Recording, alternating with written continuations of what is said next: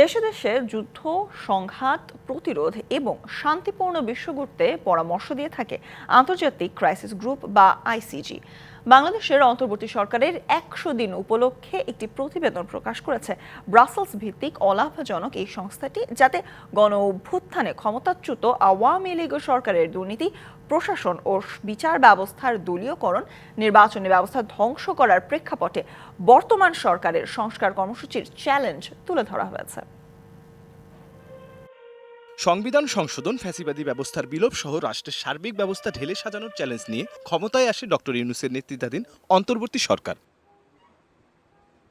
ক্ষমতায় এসে রাজনৈতিক, অর্থনৈতিক, প্রশাসনিক, সংবিধান সংশোধন, নির্বাচন ব্যবস্থা, দুর্নীতি প্রতিরোধ সহ নানা সংস্কারের উদ্যোগ নিয়েছে সরকার। তবে এসব উচ্চাভিলাষী সংস্কার কাজ বাস্তবায়ন খুব সহজ নয় বলে উল্লেখ করেছে ব্রাসেলস ভিত্তিক অলাভজনক সংস্থা আন্তর্জাতিক ক্রাইসিস গ্রুপ আইসিজি।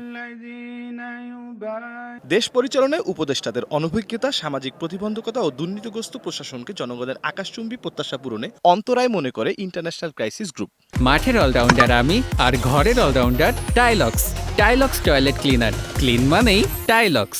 শাসন কাঠামো ও প্রাতিষ্ঠানিক ব্যবস্থায় আওয়ামী লীগ সরকার এমন ব্যবস্থা গড়ে তোলে যেখানে নীতি নির্ধারণী পর্যায়ে দলীয় আস্থাভাজনদের নিয়োগ দেওয়া হয়, যা সংস্কার কার্যক্রমের অন্যতম প্রতিবন্ধকতা।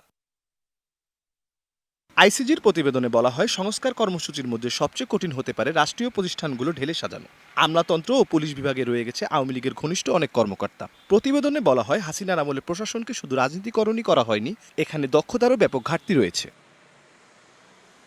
রাজনৈতিক নিয়ন্ত্রণের হাতিয়ার ও পৃষ্ঠপোষকতার উৎস হিসেবে পুলিশকে চিহ্নিত করেছে আইসিজি।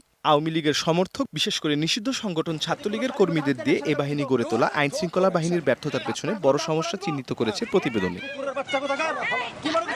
সংবিধান সংস্কারের প্রশ্নে সামনে এসেছে বিদ্যমান সংবিধান সংশোধন নাকি সংবিধান পুনর্লিখন, এই বিতর্কটি। সরকারের ভেতরে অনেকে এবং বেশ কিছু প্রভাবশালী আইনবিদের মতে সংবিধান পুনর্লিখন সময় সাপেক্ষ, এতে রাজনৈতিক বিভক্তির আশঙ্কা রয়েছে। শেষ পর্যন্ত অন্তর্বর্তী সরকার গ্রহণযোগ্য নির্বাচনী ব্যবস্থা চালুর দিকে মনোযোগ দিয়েছে, যা নির্বাচন কমিশনকে ঢেলে সাজানোর চেয়েও বেশি কিছু। এসব সমস্যা ও চ্যালেঞ্জ মোকাবিলায় বর্তমান সরকারের পাশাপাশি রাজনৈতিক দল ও নাগরিক সমাজের ব্যাপক ভূমিকা প্রয়োজন বলে পরামর্শ দেওয়া হয়েছে প্রতিবেদনটিতে।